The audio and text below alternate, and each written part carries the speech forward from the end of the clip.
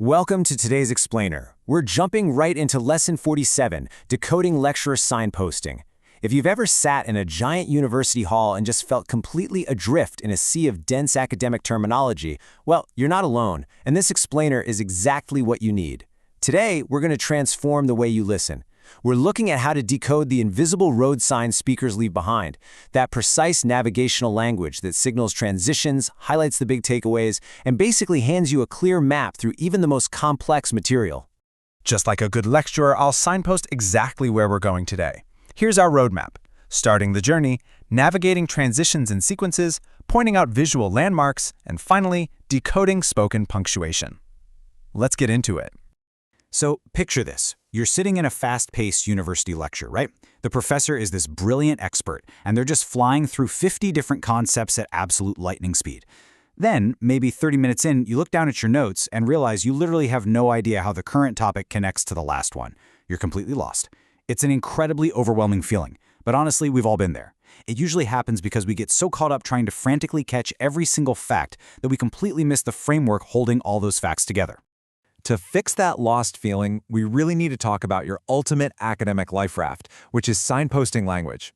Think of signposting language as the street signs, the traffic lights, the mile markers that basically keep you from driving off a cliff on the highway of a lecture.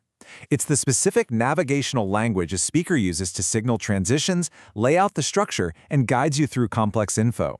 Catching on to this language, that is absolutely the bedrock of top-tier note-taking. All right, Phase 1, starting the journey. Let's think about the kind of phrasing you might actually hear in those crucial opening minutes. A lecturer steps up to the podium and says something like, "What I'd like to focus on first of all is," when you hear that, your ears should immediately perk up. These phrases are huge because they prepare the context before the heavy new information even drops. They're laying down the foundation, so you know exactly which mental folder you need to open up before they start stuffing it with data. But you definitely have to stay sharp here, because not every lecturer gives you a beautifully gift-wrapped overview like, in today's lecture, we will cover X, Y, and Z. Nope. Some have a totally different style and just dive right into the deep end. They might start with, first, we need to define our terms.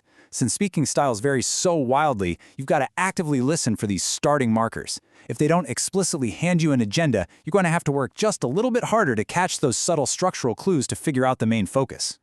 Okay, moving right along to Part 2, Navigating Transitions and Sequences. Once the lecture is actually moving, the speaker has to organize their info logically, right? And they usually do this chronologically or sequentially, using really simple adverbials. They'll kick off with first, move on to then or next, and then wrap a section up with finally.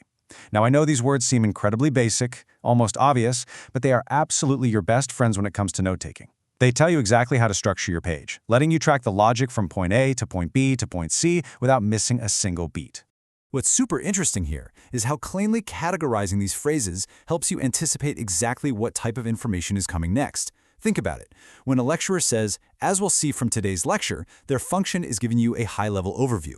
When they say, first, we'll look in more detail at, they're sequencing points. And when you hear, let's move on to, well, they're signaling a hard, fast shift to a brand new topic. If you learn to classify these phrases on the fly, you can literally predict the structure of the lecture before the professor even finishes their sentence. I really want to emphasize the actual energy behind these transition phrases. Just imagine your professor pausing, maybe taking a deep breath, shifting their weight, and saying, all right, let's move on to, or if we can turn now to, that vocal dynamic. That is a massive flashing red light. It's telling you the previous category in your notes is officially closed for business. Time to draw a line, create a new heading, and gear up for something entirely new. To see how this works in a real academic context, let's look at an example based on a lecture about the significance of personal names and cultural naming traditions. Academic prep materials actually have you practice extracting these exact signposting phrases, stuff like, we need to define our terms, or we'll look in detail at, to help organize highly effective notes.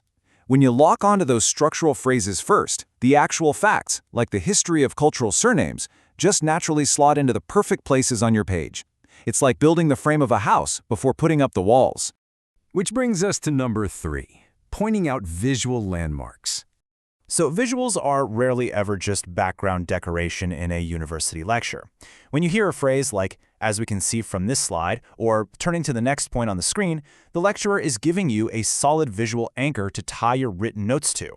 They're giving a direct command to pull your attention away from your notebook and look up at the board, letting you know that the visual info up there is totally vital to understanding the concept at hand. For example, a lecturer might gesture to a complex diagram, maybe something like an acculturation curve. You know, a graph illustrating the typical reactions a person goes through when encountering a new culture, starting way up high with initial euphoria, dipping down into culture shock, and eventually climbing back up to a stable state of acculturation. But here's the trick. Lecturers almost never just read the raw data off a chart. They point to it, they interpret it, and they use it as a jumping-off point for their own ideas. So you have to listen closely to how they interpret those visual clues rather than just blindly copying down the diagram itself. And to follow that interpretation, you really have to master their directional language. Lecturers use highly precise grammatical prepositions to guide your eyes around a busy visual. They'll say things like, notice the data at the top of the slide, or look in the top right-hand corner, or in the center. Tuning into these small, seemingly tiny grammatical words is crucial. They're your directional signals. Honestly, if you don't catch the preposition, you might be staring at the euphoria phase when the professor is already halfway through explaining the stable state on the complete opposite side. Finally, let's hit part 4, decoding spoken punctuation. This is honestly my favorite part, because now we're looking at the hidden signs, the invisible signposts that aren't even vocabulary words, they're vocal sounds. Even without saying first or next, an effective lecturer is constantly guiding you using just their voice. They'll use stress to hit key words really hard, making sure you know what matters. They'll use a dropping, falling intonation to signal that a thought or a sentence is completely finished. And most powerfully, they use pausing, simply stopping before or after a major idea to let it hang in the air. That is spoken punctuation, and it is every bit as communicative as a written exclamation point. Let me show you exactly how this plays out in, say, a lecture on business leadership. A professor might say something like, "We are looking specifically at the talents, the particular qualities that great business leaders appear to share."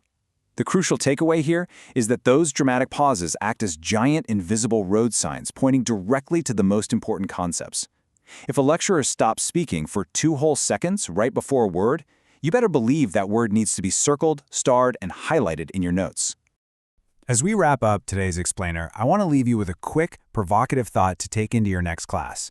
When you sit down in that lecture hall, are you actively navigating the material by listening for these signposts, or are you just passively taking the scenic route, hoping you don't get lost along the way? By mastering transitions, recognizing visual landmarks, and tuning your ear to spoken punctuation, you take complete control of your note-taking. You have the ultimate roadmap now. It's time to get in the driver's seat.